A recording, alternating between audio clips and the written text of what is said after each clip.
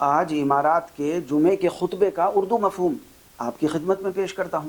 الحمدللہ والصلاۃ علی رسول اللہ۔ وطن سے غداری ایک ایسی بدترین صفت ہے جس سے صاف ستھری سوچ رکھنے والا انسان نفرت کرتا ہے، اور اس گناہ کو کرنے والا اللہ کی رحمت سے محروم رہتا ہے، معاشرے میں ذلیل و رسوا ہوتا ہے۔ خیانت اس قدر گھناؤنا جرم ہے کہ اللہ کے رسول صلی اللہ علیہ وسلم اس سے پناہ مانگا کرتے تھے۔ اللہ کے رسول صلی اللہ علیہ وسلم اس طرح فرمایا کرتے تھے، اے اللہ میں خیانت سے تیری پناہ مانگتا ہوں کیونکہ یہ بدترین اندرونی عیب ہے۔ اسی طرح اللہ کے رسول صلی اللہ علیہ وسلم نے امانت میں خیانت اور وعدہ خلافی کو منافق کی علامت قرار دیا ہے، اور اللہ تعالیٰ کا یہ بھی فرمان ہے کہ وہ خیانت کرنے والوں کو پسند نہیں فرماتا، خواہ وہ کتنا ہی وطن سے محبت کے جھوٹے دعوے کیوں نہ کر لے۔ اللہ ان کے دلوں کے مکر و فریب کو اچھی طرح جانتا ہے۔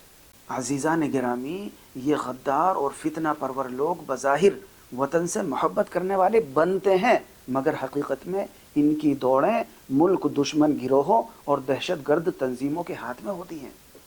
یہ مشکوک چندوں اور غیر شفاف مال پر پلتے ہیں اور بیرونی طاقتوں کے آلائے کار بن کر اپنے ہی ملک کے خلاف آستین کے سانپ بن جاتے ہیں۔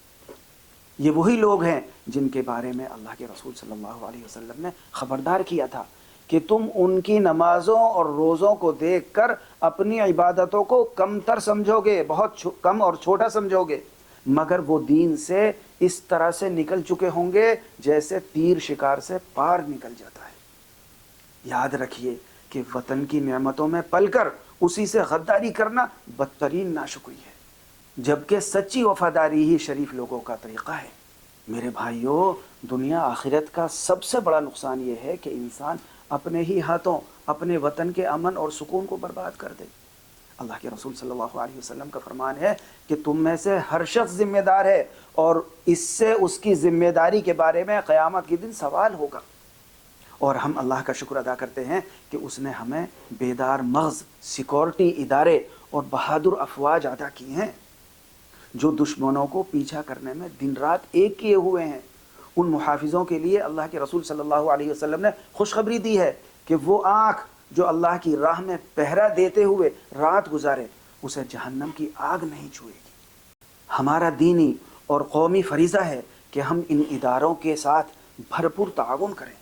اگر کوئی شخص وطن کے خلاف کسی سازش یا غداری میں ملوث ہو تو فوری طور پر سرکاری اداروں کو خبر کر دیں، چاہے وہ کتنا ہی قریبی ہمارا کیوں نہ ہو، کیونکہ وطن کی محبت بانٹی نہیں جا سکتی۔ اللہ کے رسول صلی اللہ علیہ وسلم نے فرمایا کہ اللہ کی لعنت ہو اس شخص پر جو کسی مجرم کو پناہ دے۔ آنے والی 6 مئی کو ہماری مسلح افواج کے اتحاد کی 50 سالہ تقریب کا یادگار دن ہے، جو ہماری دانشمند قیادت کے سائے میں وطن کی سلامتی کے لیے ایک مضبوط ڈھال بن چکی ہے۔ اللہ ہمیں اپنے وطن کا مخلص وفادار خادم بنائے، آمین یا رب العالمین۔